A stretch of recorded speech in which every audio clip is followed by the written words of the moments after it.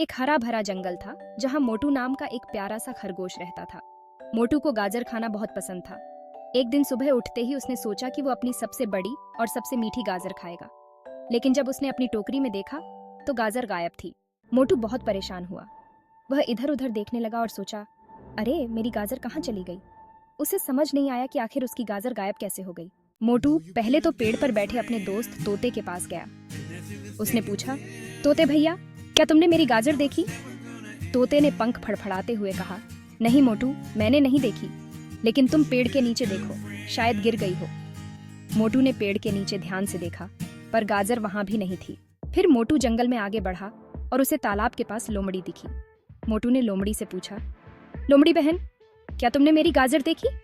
लोमड़ी ने हंसते हुए कहा, नहीं मोटू, मैंने नहीं देखी, लेकिन तुम तालाब के पास देख लो, शायद तुम्हारी गाजर वहीं हो। मोटू ने तालाब के पास भी देखा, पर वहां भी गाजर नहीं मिली।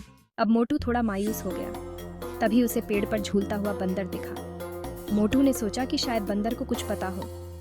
उसने बंदर से पूछा, बंदर भैया, क्या तुमने मेरी गाजर देखी?